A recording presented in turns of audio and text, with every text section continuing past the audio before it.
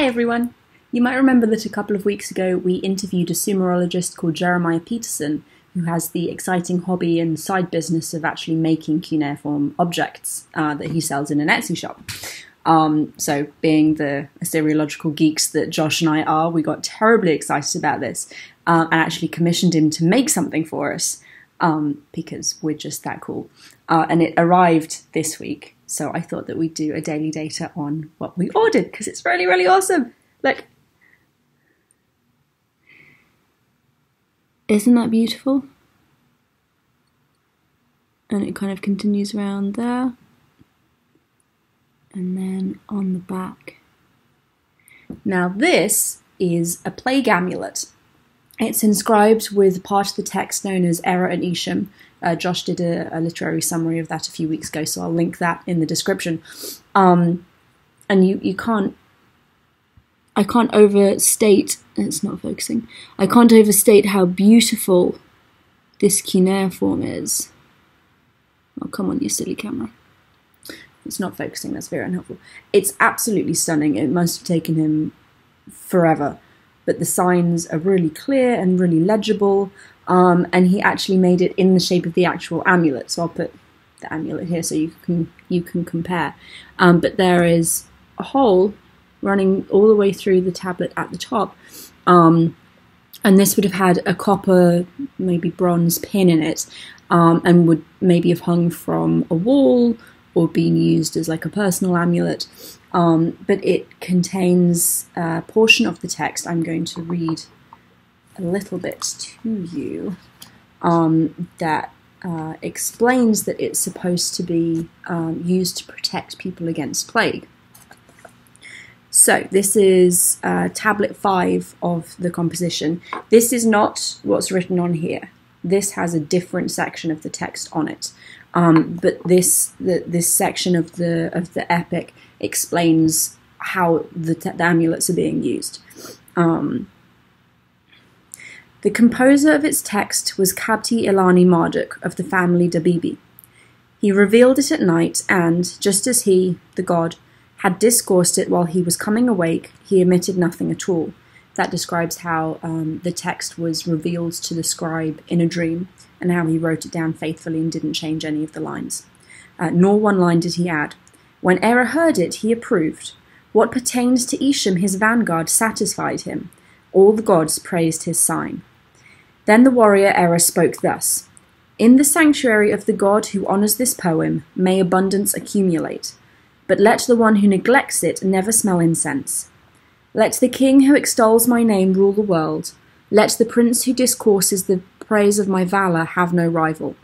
Let the singer who chants it not die from pestilence, but his performance be pleasing to king and prince. The scribe who masters it, it being the epic, shall be spared in the enemy country and honoured in his own land. In the sanctum of the learned, where they shall constantly invoke my name, I shall grant them understanding. The house in which this tablet is placed, though Erra be angry and the 7 be murderous, the sword of pestilence shall not approach it. Safety abides upon it. Let this poem stand forever. Let it endure till eternity. Let all lands hear it and praise my valour. Let all inhabitants witness and extol my name. So that section is the god Erra kind of blessing the people who hear this poem and recite it and write it down and honour him. And very specifically, people who have a copy of it on a tablet, on an amulet in their home, will be protected from the plague, which is one of Erra's many, many functions. So this little thing, which is a copy of a plague amulet housed in the British Museum, is a replica of something that would have been hung in somebody's house to protect all the inhabitants from the plague. And we actually have several different amulets with different sections of this epic on. This isn't just a one-off, which, I don't know, the geeky Assyriologist in me finds this really, really cool. And finally, before we go, this is fantastic for showing how tablets were constructed. Because when we write do, and then we turn over and write on the back. So we flip on, what is this, the vertical axis. We flip like that. That's not what happened with cuneiform in Mesopotamia. They would write top to bottom, and then they would flip on the horizontal axis, and then write again from top to bottom. So if you try and read it like this, you turn it around, and all of the signs are upside down, because that's not how they read. You have to do this, and flip it upwards, and then all of the signs are in the right place.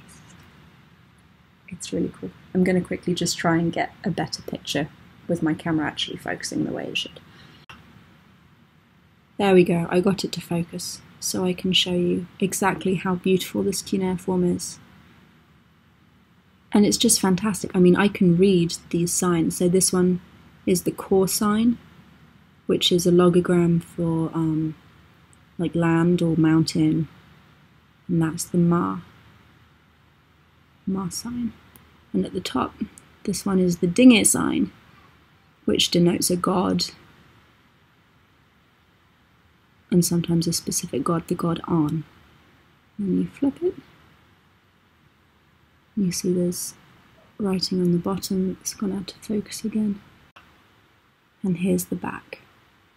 And then if you see down here, that's the same core sign that we saw on the obverse. So there we go.